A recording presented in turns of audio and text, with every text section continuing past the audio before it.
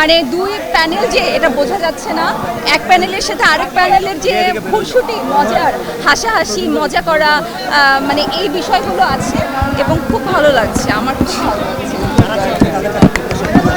আমি বলবো যারা জিতবে অবশ্যই তাদেরকে যাতে শুধুমাত্র এই যে এখন ভোট দিতে গেলাম এই সময় যে সবাই জড়িয়ে ধরছে বিষয়টা এরকম যাতে না হয়, 12টি মাস মানে বাকি যেই সময়টা সেই সময়টা তাতে যেন যে কোনো বিপদে আপদে যখন আসলে আমার সমিতিকে আমার দরকার হবে সেই সময়টাই যেন সবাই পাশে থাকে, এটুকু চাই।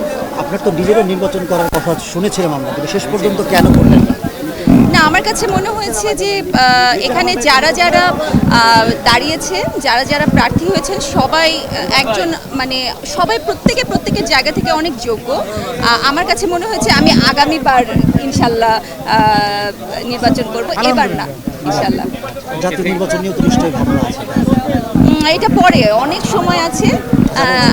এখন যেহেতু আমাদের শিল্পী সমিতি নির্বাচন একটা উৎসব, আমার কাছে একদমই আসলে নির্বাচন মনে হচ্ছে না, খুব উৎসব মুখর পরিবেশ এখানে, এবং এই যে আপনাদের সবার সাথে দেখা হলো খুব ভালো লাগছে। সম্প্রতি কিছু নেগেটিভ নিউজ নিয়ে আপনি খুব প্রকাশ করেছেন, কিন্তু অনেক সময় ব্যাপারটা না জেনে অসত্য বা মানে চেক না করে একটা নিউজ করে ফেলেন। না, আমি সবাইকে আমি জানি আমার সাংবাদিক ভাইরা আমাদেরকে ভীষণ ভালোবাসেন, বিকজ সাংবাদিকরা না থাকলে অন্তত মাহিয়া আজকে এখানে দাঁড়িয়ে থাকতো না।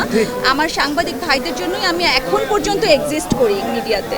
সো আমার সাংবাদিক ভাইদেরকে আমি জাস্ট অনুরোধ করব যে আপনারা এমন কোনো হেডলাইন দয়া করে ইউজ করবেন না যাতে আসলে, কারণ অনেকেই আসলে নিউজের ভেতরে ঢোকে না, শুধু হেডলাইনটা পড়েই মানে ছেড়ে দেয়, তো সেখান থেকে আসলে একটা নেতিবাচক ধারণা দর্শকদের তৈরি হয়। আমি সেই জায়গাটায় একটু সচেতন থাকার চেষ্টা অনুরোধ করব।